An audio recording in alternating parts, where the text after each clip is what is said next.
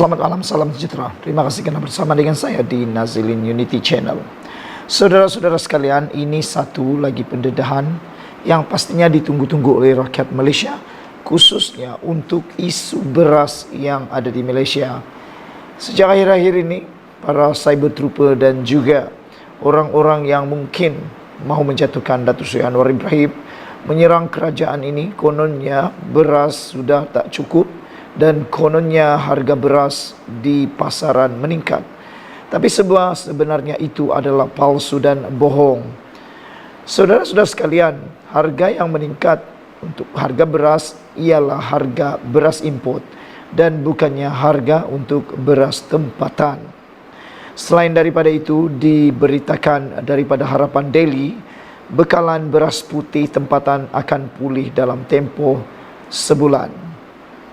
Pengeluaran beras putih tempatan di seluruh negara diyakini dapat dipulihkan dalam tempoh sebulan menerusi program khas beras putih tempatan BPT. Menteri Pertanian Keterjaminan Makanan Datuk Seri Muhammad Sabu berkata, menerusi program itu kementerian telah mengambil beberapa langkah intervensi termasuk meminta pengilang meningkatkan 20% bekalan beras putih tempatan di pasaran bagi penyelesaian jangka pendek. Menurutnya, beberapa sesi libat urus dengan pemegang taruh dalam industri padi dan beras negara juga akan diadakan pada 7 September ini bagi membincangkan mengenai kaedah dan mekanisme untuk memulihkan pengeluaran beras. Menerusi sesi libat urus itu, KPKM akan menerangkan kaedah dan mekanisme berkaitan bekalan beras tempatan negara meliputi penyelesaian bagi jangka masa sederhana dan panjang, lapor bernama. Beliau berkata inisiatif yang dilaksanakan kementerian sebelum ini seperti projek Smart Sawah Berskala Besar, Mini Sikinchan dijangka akan dapat membantu memulihkan pengeluaran beras tempatan.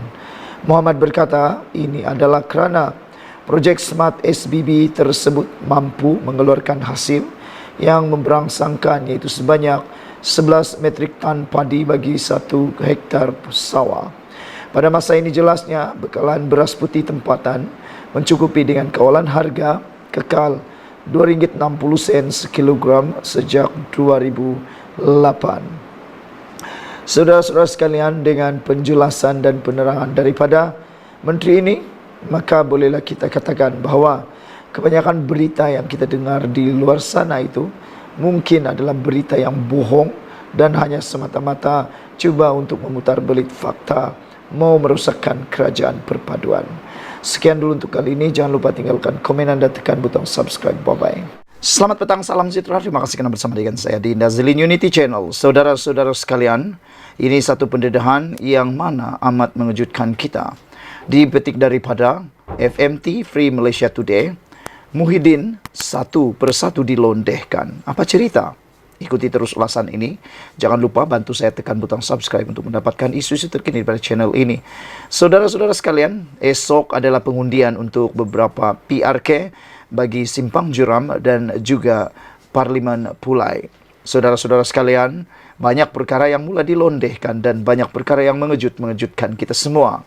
Hari ini semakin hampir PRK Parlimen Pulai dan Dun Simpang Jeram.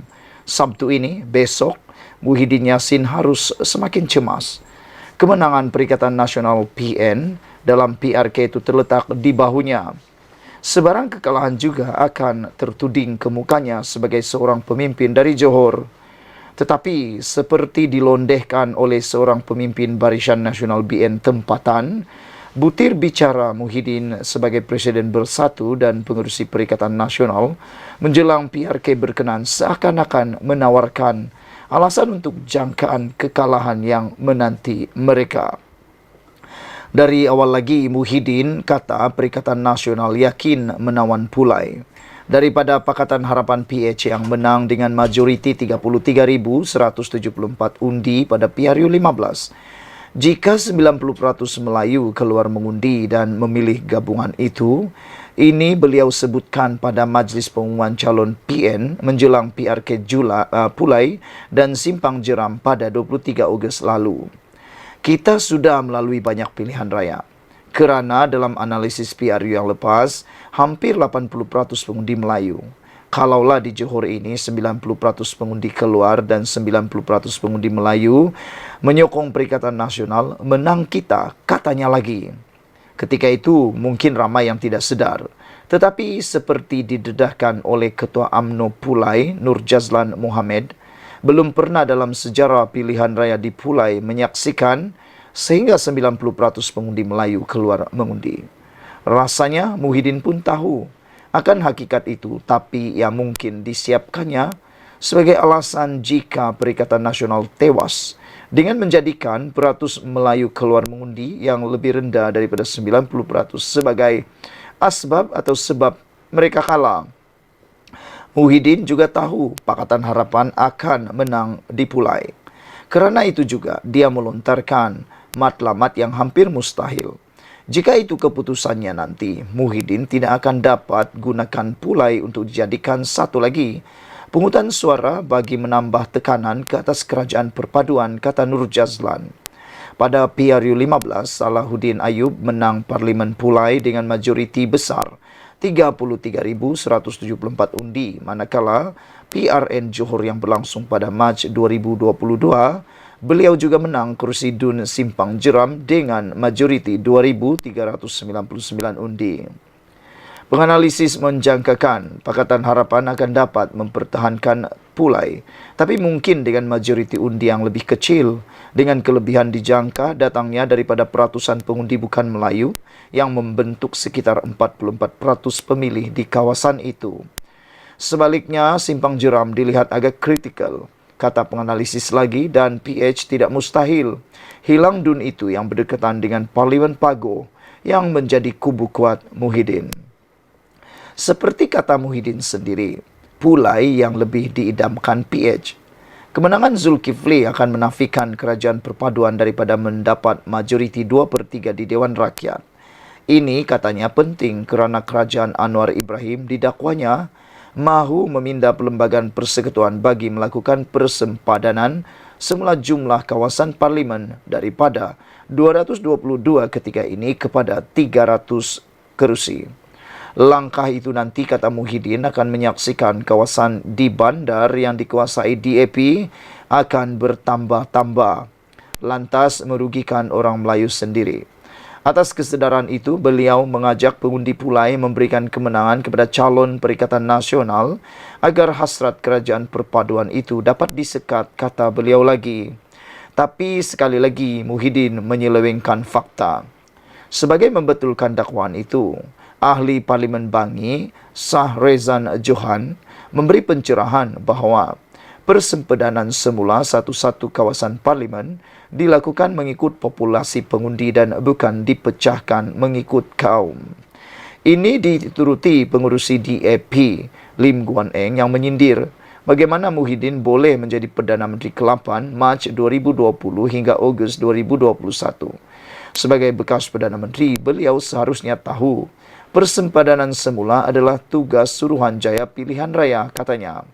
Lagipun katanya perkara itu tidak pernah dibincangkan dalam kalangan ahli parlimen kerajaan seperti turut disahkan Menteri Komunikasi dan Digital Fahmi Fadzil yang menganggap dakwaan Muhyiddin itu sebagai tidak berasas sama sekali. Tidak hairanlah pentadbiran Muhyiddin sebelum ini dilabel sebagai kerajaan gagal, kata Lim Guan Eng. Dalam kepesatan arus teknologi maklumat hari ini, orang ramai tidak hanya mendengar, menonton atau membaca isi sesuatu ceramah politik, tetapi turut mengikuti reaksi terhadapnya untuk mereka membuat perbandingan dan kesimpulan sendiri. Andai pemisangan fakta oleh Muhyiddin seperti di atas dianggap remeh dan sekadar modal politik pilihan raya, namun kenyataannya bahawa haram mengundi calon Pakatan Harapan Suhaizan Kayat bagi PRK Parlimen Pulai harus diketerlaluan. Dikenali daripada keturunan Tok Guru dan sudah menukar songkok kepada Kopia, tapi sejak berkawan rapat dengan PAS yang dahulu dimusuhinya, Muhyiddin dilihat lebih daripada sesetengah pemimpin PAS sendiri yang sewenang-wenangnya mengeluarkan fatwa asalkan menguntungkan diri dan parti. Ia malah turut mengundang reaksi serta-merta Mufti Kelantan, Muhammad Syukri Muhammad, yang menegur tindakan sesetengah ahli politik mengeluarkan fatwa haram kepada pihak tertentu dengan sewenang-wenangnya. Beliau tidak menyatakan siapa, tetapi ia jelas dibuat selepas ucapan Muhyiddin pada ceramah perdana di Dataran Utama Kempas, Johor Bahru, Sabtu lalu. Selain ia mendapat teguran Presiden UMNO Zahid Hamidi dan timbalannya Muhammad Hassan, Ketua Polis Negara Razorudin Hussein berkata, siasatan terhadap Muhyiddin dilakukan mengikut Seksyen 505 dalam kurungan B Kanun Keseksaan kerana mengeluarkan kenyataan yang menimbulkan ketakutan dan kegentaran awam serta Seksyen 233 Akta Komunikasi Multimedia. Namun, seperti kata Nur Jazlan, rakyat Johor tidak akan termakan fatwa seperti itu kerana mereka mendakap kemajmukan negeri itu di samping telah dididik mengenai agama menerusi sistem kerajaan negeri yang telah melahirkan orang Melayu yang berpengetahuan tinggi mengenai Islam. Lantas, slogan Selamatkan Islam termasuk yang dilaungkan Presiden PAS Hadi Awang tak laku di Johor.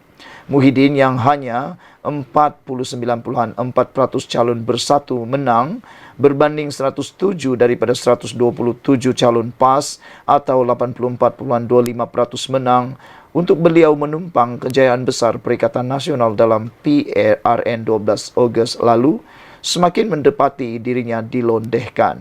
Terbaru, semasa berucap pada Majlis Ceramah Mega Perikatan Nasional di Markas PAS kawasan Bakri, hari lalu Muhyiddin menyifatkan Perikatan Nasional tidak dapat membentuk kerajaan selepas PRU 15 walaupun pada awalnya sudah memperoleh jumlah kerusi secukupnya bagi kemenangan sebagai kemenangan yang tertangguh. Nampaknya begitulah juga dalam waktu terdekat ini. Artikel ini adalah pandangan penulis dan tidak semestinya mewakili FMT dan admin Nazilin Unity. Sekian dulu untuk kali ini. Jangan lupa tinggalkan komen anda, tekan butang subscribe. Kita jumpa lagi. Bye-bye.